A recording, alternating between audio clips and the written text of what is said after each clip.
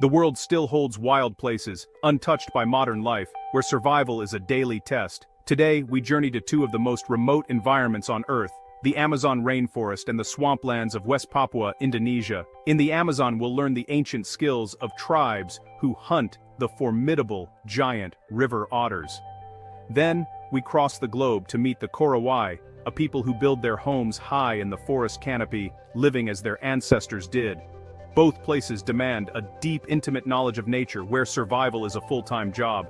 Here, every day is a fight for existence, requiring awareness and toughness few can imagine. Join me as we explore these hidden realms and witness the skills passed down through generations. This is a journey into the heart of what it means to be human, adapting, thriving, and living in true harmony with the wild.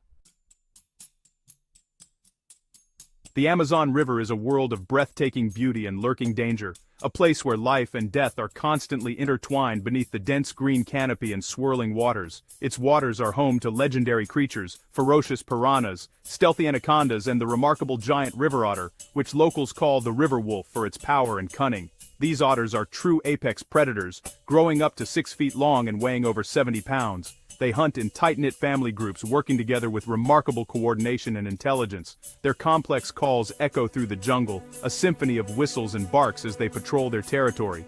They hunt fish, crabs, and even small caimans, using teamwork and speed to outwit their prey. For indigenous communities, the otter is both a respected competitor and a vital resource. Its meat provides nourishment, and its thick waterproof pelt is essential for warmth and protection in the humid rainforest. Hunting these otters is a tradition rooted in deep respect and necessity, passed down through generations. It is never done for sport, but as a means of survival and honoring the animal spirit. Otters dig extensive burrows with hidden underwater entrances, creating safe havens to protect their vulnerable pups from jaguars, caimans, and other predators lurking nearby. The presence of these otters signals a healthy, thriving river ecosystem. Yet, their numbers have dwindled dramatically due to habitat loss, pollution, and overhunting in the past, putting their future at risk. Today, local tribes hunt only for subsistence, carefully managing the otter population to ensure that both people and wildlife can continue to share the river's bounty. Along the Amazon, the delicate balance between respect, tradition, and survival shapes every aspect of life, weaving humans and river wolves together in a story as old as the river itself. Hunting a giant river otter is a true test of patience, skill, and respect for the wild. For generations, indigenous hunters have ventured onto the winding waters of the Amazon, seeking these elusive creatures that are as clever as they are powerful. Success depends on a deep knowledge of the river, its moods, its hidden channels, and the habits of every animal that calls it home. Hunters begin with silent observation, tracking otter signs, listening for their distinctive calls echoing through the trees, and watching for the faintest movement along the muddy banks. They read the river's subtle clues, a ripple on the surface, a trail of bubbles, or a fresh slide mark where an otter has passed. Every detail matters. Their primary tool is a handmade spear, crafted from strong local wood and carefully barbed for effectiveness. Each spear is unique, shaped by the hands of its maker and the wisdom of ancestors.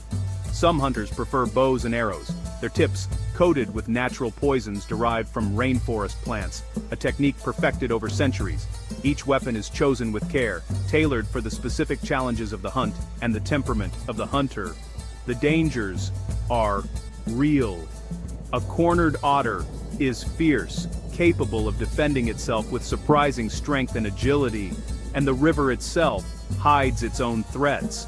Caimans, anacondas, and even piranhas lurk beneath the surface, making every step and every paddle stroke a risk. Hunters must move silently, attuned to every shift in the canoe, every creak of wood, and every whisper of wind across the water.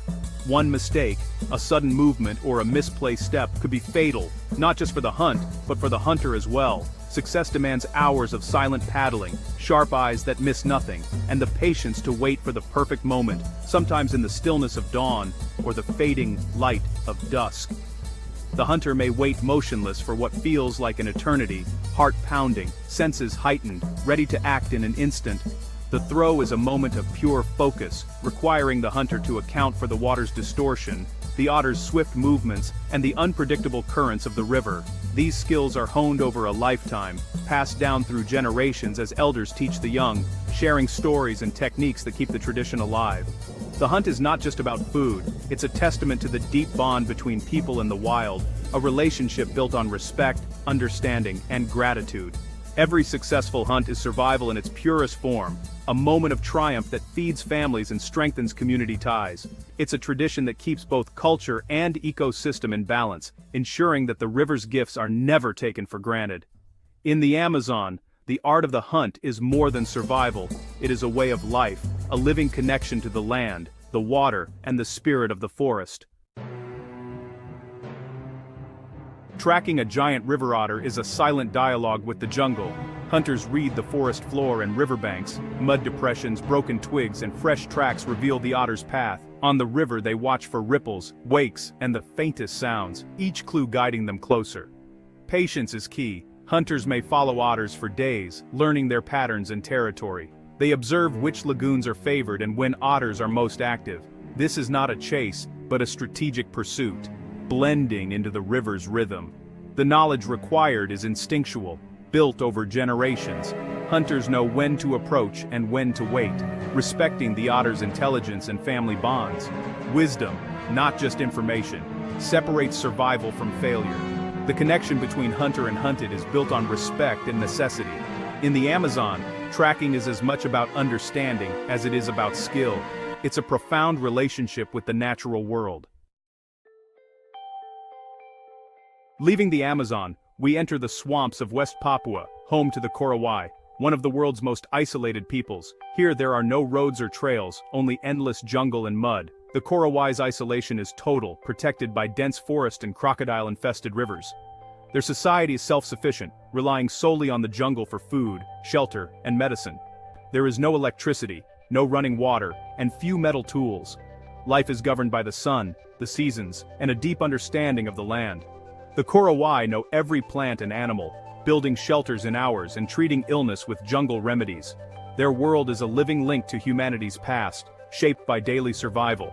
To visit is to witness a culture preserved by remoteness, thriving in pure connection with nature. It's a humbling reminder of human adaptability.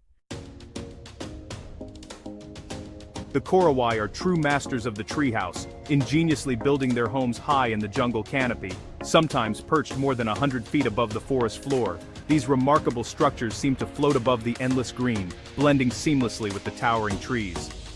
These elevated homes serve as both sanctuary and stronghold, protecting the Korowai from rival clans, swarms of mosquitoes, and, according to their beliefs, the ever-present threat of evil spirits that roam the ground below. Building a treehouse is a communal feat that brings the entire clan together. The process begins with the careful selection of a sturdy banyan tree, and every part of the construction uses only materials gathered from the surrounding jungle. Floors, walls, and roofs are expertly crafted from sago palm leaves and bark, all lashed together with strong jungle vines. The women skillfully weave palm fronds for the walls, ensuring the homes are both weatherproof and comfortable. Access to these lofty dwellings is by a single notched wooden pole, which is carefully pulled up at night for safety, turning the treehouse into a fortress in the sky. Life above the ground is second nature for the Korowai. Children learn to climb and balance from a young age, and adults move with astonishing agility and confidence across the high platforms, unafraid of the dizzying heights. Daily life revolves around food and survival. The Korowai harvest sago palm, pounding its pith into flour, and hunt wild pigs, cassowaries, and gather insects and fruits from the jungle, making use of every available resource. Nothing is wasted. Every part of the sago palm is used, from the leaves for shelter to the pith for food, reflecting a deep respect for the land that sustains them. The Korowai live in small, close-knit clans, making important decisions collectively.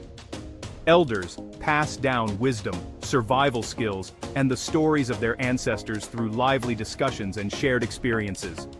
Without a written language, oral tradition is the lifeblood of Korowai culture. Stories, myths, and practical knowledge are preserved and passed on through generations, ensuring their way of life endures. Though their lives are challenging, the Korowai find strength in community, sharing food, laughter, and a profound sense of belonging high above the forest floor. For the Korowai, The treehouse is far more than just shelter. It stands as a powerful symbol of resilience, ingenuity, and the enduring bond between people and nature. In the treetops, the Korowai not only survive, but truly thrive, living in harmony with the jungle where few others could endure. For the Korowai, movement is a challenge. Every journey is a trek through dense jungle, swamps and rivers. Their bodies are shaped by constant, difficult travel. Self-sufficiency is essential. Tools are repaired with forest materials, and medicine comes from plants and tradition. Every meal is earned through hunting, gathering, or processing sago. This necessity breeds resourcefulness. The Korowai see endless uses in every vine and leaf. Isolation has preserved their unique culture, free from outside influence for centuries. But change is coming, as the outside world slowly encroaches. Their world is defined by separation, ours by connection. While we rely on technology, the Korowai are deeply connected to their environment. They don't just live in the jungle, they are part of it. Their way of life is a window into humanity's roots. The Amazonian hunters and the Korowai seem worlds apart. One masters the river, the other the treetops, yet both share encyclopedic knowledge of their environments, learned through experience, not books. For them, the natural world is their store, pharmacy, and home. Both cultures are resourceful, building complex shelters and tools from nature. Their ingenuity is a testament to human adaptability. Survival is not just about endurance, but mastery, shaping the environment into a home. Both live with deep respect for nature and spirit, taking only what they need. Their sustainable way of life contrasts sharply with modern overconsumption. They are living examples of balance with the planet. Their stories remind us of what we risk losing. What can we learn from the otter hunters and the Korowai? Their resilience and ingenuity show us the strength of the human spirit. They remind us that true knowledge is hands-on, earned through experience and observation. Their survival depends on understanding and respecting their environment. In a world facing environmental crises, their way of life offers a model for sustainability. These wild places are living libraries of human experience, holding the keys to our past and future. Exploring their worlds isn't about romanticizing the past, but rediscovering our own resilience and connection. No matter how advanced we become, our survival is tied to the health of this planet. The spirit of survival